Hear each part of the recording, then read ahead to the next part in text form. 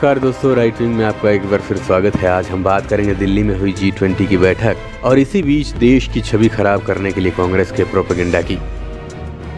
Boredom दास सिर्फ युवराज हैं या युवराज के सारे सिपाही सरकार का विरोध करते करते देश का विरोध कर बैठे। मोदी को नीचा दिखाने के लिए देश की नाक कटवाने चले थे।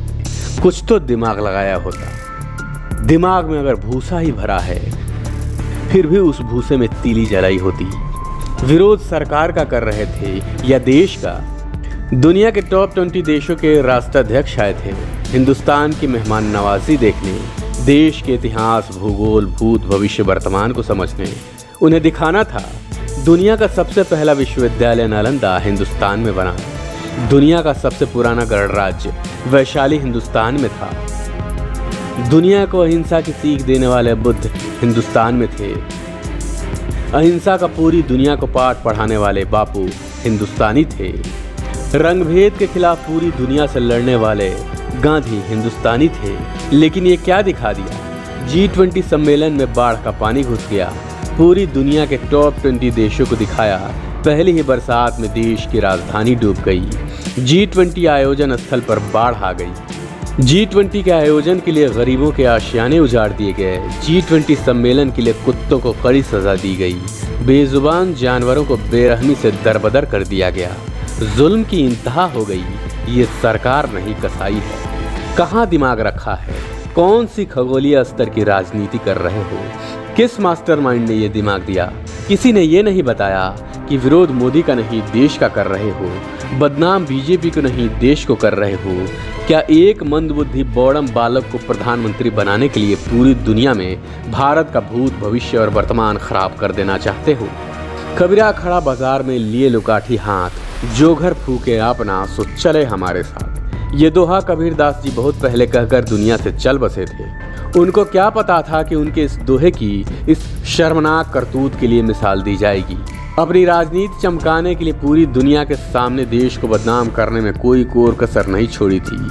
कभी ये नहीं सोचा 100, 50 या 1000 साल बाद ही सही कभी तुम्हारी पार्टी भी सरकार में आएगी और तब भी यही कहा जाएगा। भारत में हुए G20 सम्मेलन में हिंदुस्तान ने इस अलायंस की दिशा और दशा बदल दी। कभी भी ये नहीं सोचा कि कांग्रेस के राज में किसी नेता मंत्री का जन्मदिन मनाने, घूमने या सैर करने के लिए नौसेना की पनडुब्बी मंगवा ली जाती थी। हवाई जहाज में बैठकर केक काटे जाते थे। प्रधानमंत्री के पसंदीदा सिगरेट मंगवाने के लिए विशेष विमान भोपाल से इंदौर भेजे जाते थे। पेरिस से कपड़े धुलवाए जाते थे। ये उस वक्त की बात है जब देश बेहद गरीब था। देश की 65% आबादी गरीबी रेखा के नीचे थी।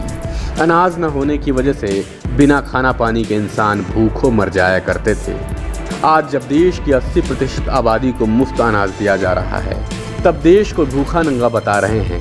हंगर इंडेक्स में श्रीलंका, पाकिस्तान, बांग्लादेश जैसे देशों से भी नीचे दिखा रहे हैं। आज जब हिंदुस्तान आर्थिक रूप से दुनिया का 5वां सबसे मजबूत देश है, तब कह रहे हो मोदी ने इस देश की अर्थव्यवस्था डुबा दी।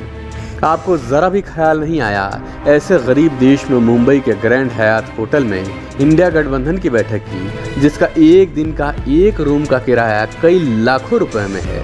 इसी होटल में 20 रुपए के पानी की बोतल 745 रुपए में खरीदी। एक कॉफ़ी और एक चाय 550 रुपए में खरीदी। खीरा गाजर की एक प्लेट सलाद 1440 रुपए में खरीदी। 1560 रुपए प्लेट वाली दाल मखनी खाई। 1325 रुपए प्लेट वाली सब्जी खाई। 400 रुपए वाली एक एक रोटी खाई। ऐसे गरीब देश में पैदा होकर भी राजे रजवाड़े वाले कार्यक्रम, वो भी तब जब आप विपक्ष में हैं। टेबल के नीचे से होने वाली कमाई के सारे दरवाजे बंद हैं। ऐसी हालत में तो आपको शर्म के मारे चुल्लू भर पानी में डूब मरना चाहिए था, क्योंकि आप ही की पार्टी ने इस देश पर 70 साल तक राज किया और आप ही की पार्टी के बागड़ बिल्ले बॉडम नेता दुनिया के टॉप 20 देशों के प्रतिनिधियों को दिखा रहे हैं कि देखो हमारा देश भारत कितना गरीब, दरिद्र और भूखा नंगा है। लानत है आपकी राजनीति और आपकी बौद्धिक क्षमता पर। हमारी इस रिपोर्ट में इतना ही। अगर आपको हमारा ये कार्यक्रम पसंद आया हो तो हमारे चैनल को लाइक, सब्सक्राइब और इस पर कमेंट ज़रूर करें। धन्यवाद। जय हिंद।